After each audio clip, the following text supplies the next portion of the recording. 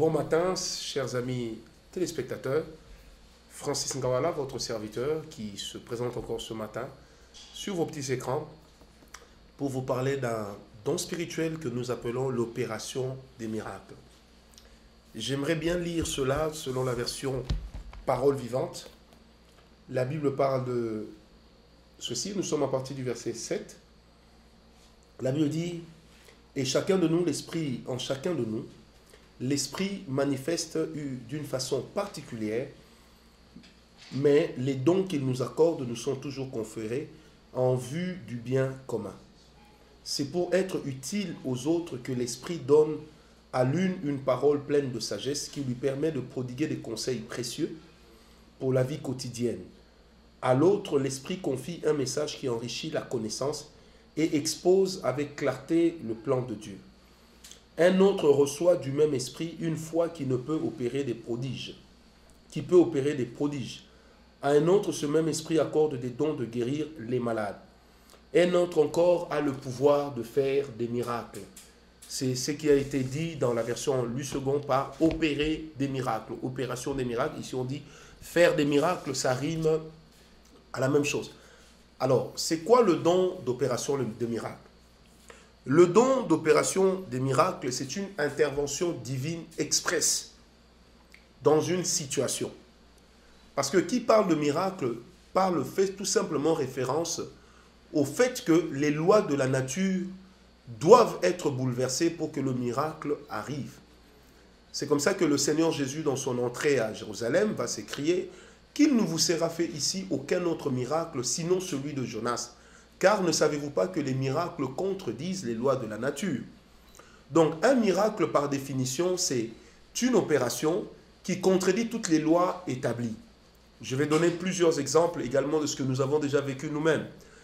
Lors d'un miracle, l'eau peut se transformer en boisson gazeuse sans que les scientifiques ne soient intervenus dessus. Quand nous parlons d'un miracle, Dieu est capable de reconstruire un mur qui était tombé. D'une manière, c'est pourquoi chez les humains nous disons, ça a été reconstruit d'une manière miraculeuse. Dieu peut affecter une situation compliquée et y donner une solution soudaine, une solution miraculeuse. C'est aussi l'opération des miracles. Alors, j'aimerais attirer votre attention, excusez-moi, sur un fait.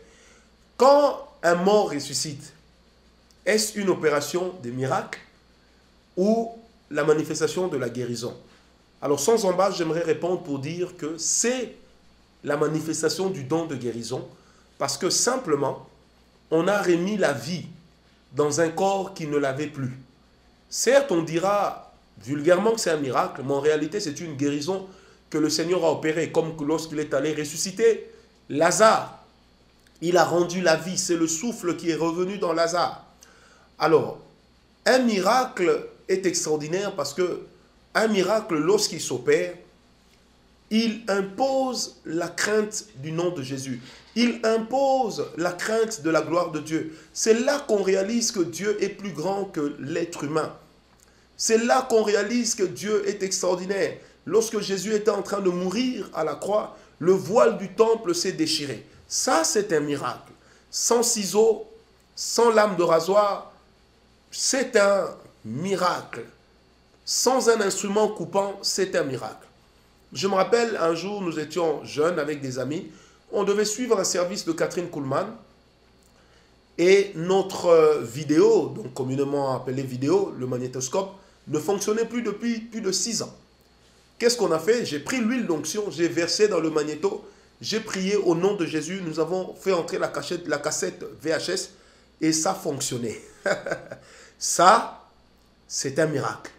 Ça veut dire qu'il n'y a pas eu intervention de technicien, mais l'huile d'onction a été le vecteur du rétablissement de chaque pièce à sa place et nous avons eu un résultat extraordinaire.